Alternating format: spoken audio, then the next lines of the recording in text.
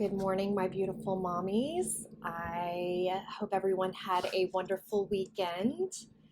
Um, let's see. Yeah, that works.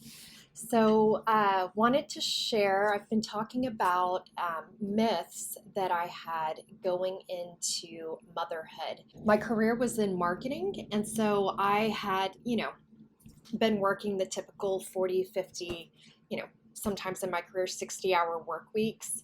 And going from the business world or the working world into motherhood for that first time was definitely an adjustment. And I had some limiting beliefs going into it that were holding me back, and that I had to rewire my brain and rewire my beliefs and rewire my mindset to help get myself to a better place. Also, just to get to know the world of motherhood better. And I had been in the business world so long. Here's a little secret. When I had my son and I stopped working, I worked probably until a month before I had him. For the first, let's see, I feel like, how long was it? I feel like it was for the first 8 months. Now, mind you, I had decided to take, some time off to be with my son in that first year. And so for the first 8 months, ladies, this is how bad it was. I was checking my email every hour. Every hour, I was checking my email to see if anyone needed anything. If anyone, in my mind, and just, how fast paced my career was, does somebody have a project? Is there something that needs to be done? And you would think after the first 2 weeks of checking my email every hour and no one sending, no employers sending any emails, no team members sending any emails, you think that I would have stopped. But it was so ingrained in my habits that I couldn't stop, even though I wasn't working anymore. So that just tells you where I was at. So there were not just things to do that were different having a baby and being in motherhood versus the business world, but also the mindset as well. And also learning what are services out there and support that's out there, especially if you don't have family close by. Or I've talked about even if you do have family close by. I ran into moms and they had family in town, but for one reason or another, they had other things that they needed to do. So it wasn't that old traditional village that a lot of us grew up hearing about or even just experiencing with our mothers. So I talked about myth number one that I had, and that was I don't have time. If you haven't, go check that video out. It's a good one. And then today I want to share a second myth that I had, and that was, and this one was really hard to admit to myself, my partner is holding me back. I said this a lot. It's a lot easier to blame other people, especially when you don't have the energy necessarily to go out and find things and connect with people, let alone take a shower to connect with people. And so in the beginning, I found myself waiting for my husband a lot, especially on the weekends. I can do a whole nother video about that, and I probably will. But just running into this idea that, well, I'm not getting support, and a lot of times my husband would have to work late, or maybe he would have to travel, and his time was not consistent to where he could be there. And so at the beginning, I had a limiting belief of, well, it's because he wasn't home at 5 o'clock that I didn't get to go do, XYZ, or that's the reason why, I didn't get to go work out. And I eventually realized that this has nothing to do with him. I am home. I have time. It's not his responsibility to, there are things at his work. I've been in the business world as well. Things come up. And as a mom, I realized I could no longer wait, especially during the week, on relying on my husband and his work just magically opening up and him being able to be home at a specific time. And so what was happening is, we were trying to make that happen. I was trying to make that happen, let's be honest. I was trying to make that happen, and I tried to schedule my workouts or, going for a walk at the end of the day when he came home. And, let's say he thought, oh yeah, I can be home by 5:30. Well, something comes up at work. That's completely out of his control. He can't help that.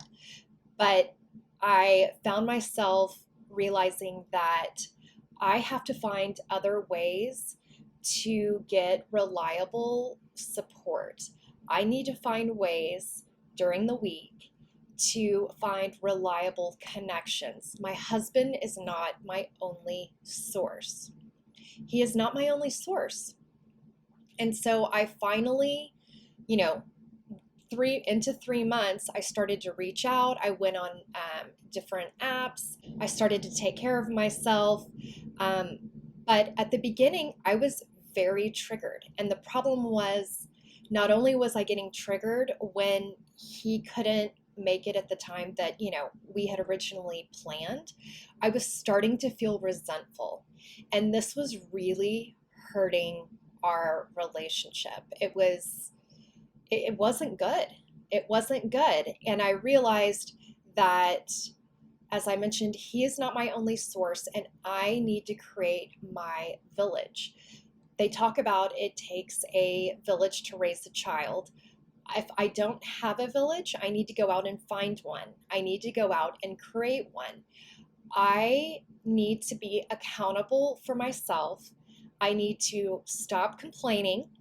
I definitely need to stop venting to my husband, because at the end of the day, he does not fully understand hormones, or what my body is going through, nor should he. He is never going to go through that. And so he's never fully going to understand. And that is okay. That is why there is a season and phases of life for other fellow mom connections. Finding groups out there, connecting with people online. There are different ways. Yes, we don't have the old traditional village anymore, but we are so blessed to have virtual spaces, to have services that are out there, but they're not advertised.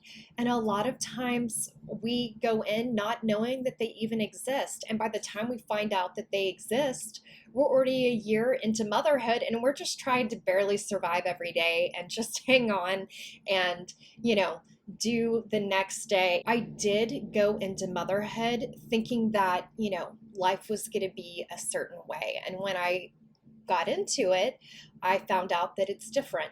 You can spend wonderful, great quality time with your baby, but it's also important to have connections with other adults and speak to other adults aside from your husband. Again, he is not your only source. And as moms and as women and as a mother and as a woman, I finally realized that it was my responsibility to go and find these things. And I had to change this limiting belief, because, to be honest, being right wasn't going to help me, like whether I'm right or not. And to be honest, I don't really care about being right. I care about, okay, what are ways that I can get support and connection? And this is really what mattered at the end of the day for me. So if you are catching yourself feeling like, you're putting a lot of, reliance on your husband to be the father, to be your girlfriend, to be that fellow mom that's going to listen and completely understand what's happening and what's going on with you and your ups and downs and things like that, it's going to be difficult. Maybe some couples can do it. I have seen couples where it is a little bit more balanced, but I feel like that's not often the case. And at the end of the day, your partner is going to work to hold that space for the relationship. And if you are taking some time off, maybe you're taking 3 months off, maybe you're taking 6 months off, but that was my space. I was holding the space of spending time with my baby, and I needed to figure it out. I hope the videos that I create, I'm sharing my story. I hope that they are helpful in giving you ideas, because I had to hop on YouTube. I had to go on different apps and find out what's out there. So if you catch yourself with this limiting belief, I want to encourage and challenge you and say, you know what? My partner is going to work every day, so I can take whatever this time that I have with my baby, and so I'm going to fully let him take care of that space, and I'm going to figure out my space during the week, what I'm in charge of, the realm that I own. And that is being a mother and spending quality time with my baby and finding ways to better support myself. So I hope this video was helpful. And if you have any questions, please feel free to leave them in the comments below. I'll link some additional videos that may be helpful for you as well as you're on your motherhood journey and just wanting to send lots of love and encouragement out there. I know the first year of motherhood can be intense. It can be beautiful. It can be exhausting. And it can be so rewarding. So I hope you're doing well, and I'll catch you in the next one. Thanks so much. Bye.